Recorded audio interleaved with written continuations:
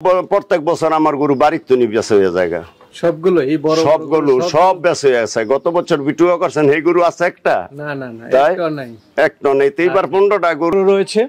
আর এটা হচ্ছে Hanufa Begum dairy farm. এটার অবস্থান হচ্ছে চর শিলমন্দি মুন্সিগঞ্জ সদরে। তা এখানে ফজল ব্যাপারী কাকা দীর্ঘদিন যাবত, ওনার মনে হয় যে 30-40 বছর যাবত উনি গরু লালন পালন করেন। তো দেখতে পাচ্ছেন ওনার চয়েস দেখেন, মাশাল্লাহ। প্রতি বছর ওনার ভিডিও করি, আলহামদুলিল্লাহ উনি বড় বড় গরু পালন করেন। তো এবছর উনি বেছে নিয়েছেন আপনাদের জন্য দেশি এবং শাহিওয়াল গরু। প্রতি বছর ওনার বেশিরভাগ থাকে আপনার হচ্ছে ফিজিয়ান গরু। তো আজকে আপনাদেরকে এরকম আকর্ষণীয় সুন্দর সুন্দর গরু দেখাবো। আসলে বড় বড় খামারে গেলেও আপনারা এরকম সাইজের গরু পাওয়া খুব কঠিন, খুব সুন্দর সুন্দর গরু। তো চলুন আপনাদেরকে সেই গরুগুলো একটু দেখাই এবং দরদাম সহ বিস্তারিত জানাই। আসসালামু আলাইকুম। ওয়ালাইকুম সালাম। কাকা কেমন আছেন? আছি ভালো। ভালো আছেন তো? কাকা এটা কি ধরে আছেন? মাশাআল্লাহ মাশাআল্লাহ। দেখুন মাশাআল্লাহ, এক কথায় বলতে হবে আপনাকে মাশাআল্লাহ। পিছনের সাইডটা মাশাআল্লাহ মাশাআল্লাহ। তো কাকা প্রতি বছর তো আপনার গরু দেখায়, এবার তো মানে পুরাই আনকমন গরু দেখতেছি। জি। কতগুলো পালন করেছেন এবার? এবার আছে 15টা। 15টা? জি। আচ্ছা, কত বছর যাবত আপনি গরু পালনের সাথে? আমার 35-40 বছর ধরে। 35-40 বছর ধরে। আপনার নামই তো ফজল ব্যাপারী, মানে এই গরুর সাথে আসেন বিদে আপনার নামটা ব্যাপারী হয়েছে। জি। আচ্ছা আচ্ছা। প্রথমত কি ষাঁড় গরু পালন করতেন না গাভী? না, গাভীর তেন শুরু করে ষাঁড় গরুতে। তো কাকা গত বছর তো আপনার ভিডিও করেছি, আর আগের বছরও করেছি, আলহামদুলিল্লাহ আপনি বড় বড় গরু বিক্রি করেছেন। জি। তো এবারও তো দেখতে পাচ্ছি মাশাআল্লাহ। আপনি কিভাবে বড় বড় গরুগুলো বিক্রি করেন? মানুষে তো দাম দেয় খামারে, আমারই দাম চাইলে তো আর হইতো না। হ্যাঁ হ্যাঁ। আমি দাম কম, জিনিস ভালো। জিনিস ভালো? জিনিস ভালো। আচ্ছা আচ্ছা। না আপনার তো জিনিস দেখাই যাচ্ছে আনকমন। এর তো মনে করেন বড় বড় ফার্মও গেল পাওয়া যেত না। আচ্ছা, আপনি দেখছেন বড় বড় খামারে এরকম? হ্যাঁ, অনেক ভিডিও দেখছি, কিন্তু এরকম সুন্দর গরু এরকম সুন্দর কম। দেশির মধ্যে এরকম সুন্দর গরু বহুতই কম। আচ্ছা আচ্ছা। না খুব সুন্দর আছে গরু, আছে সুন্দর কম। আচ্ছা আচ্ছা। আপনি তারপর আবার কম দামে দিবেন? হ্যাঁ, আমি কম দামে দিম।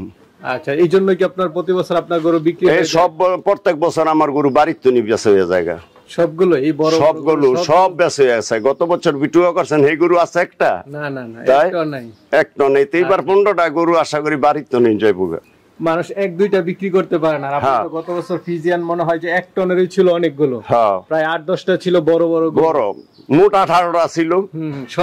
সবগুলো ছিল, বিক্রি হয়ে গেছে সব ছিল। তো চলেন আপনার গরুগুলো আসলে একটু দেখাই। মাশাআল্লাহ, শুরুতে এটা কি দেখতেছি? এটা শাহিওয়াল না, এটা অরিজিনাল দেশি। অরিজিনাল দেশি, শাহিওয়াল নাই। মাশাআল্লাহ। হ্যাঁ, চুইটে লতিয়ে মতিয়ে সবটা অরিজিনাল দেশি। গলার ঝোল মূল সম্পূর্ণ। সাইডটা তো মাশাআল্লাহ। হ্যাঁ, এক গরু। হ্যাঁ। আচ্ছা, এটা চুটটা কেমন আছে? চুটটা ওই তো এক গরুর মাংস আছে। এক গরুর মাংস আছে। হ্যাঁ। আর পিছনের সাইডটা? পিছনের সাইডও দেখেন মাশাআল্লাহ, একটা পদ্মা সেতুর পিলার। আপনাদের পদ্মা সেতুর পিলার, পদ্মা সেতুর পিলার। এদিকে তো পদ্মা সেতু আছে। পদ্মা সেতুর পিলার ওই। আচ্ছা আচ্ছা। দর্শক বন্ধুরা, আসলে গরুর সামনের সাইডটা একটু দেখেন, দেখার মতো একটা গরু। চুট, গলার ঝোল, এটার ঘাড়। অরিজিনাল দেশি গরু এরকম বহুত কম হয়। হ্যাঁ হ্যাঁ, খুব কম দেখেছি। বহুত কম হয়, শতকে 2-1টা। শতে 2-1টা। এটা কেমন দাম চাবেন? এটার দাম 7 লাখ। এটার দাম 7 লাখ? 7 লাখ। আচ্ছা আচ্ছা। এটা চাওয়া দাম হচ্ছে 7 লাখ। আলোচনা তো তার বাদে আলোচনা করতে পারবো মানুষ।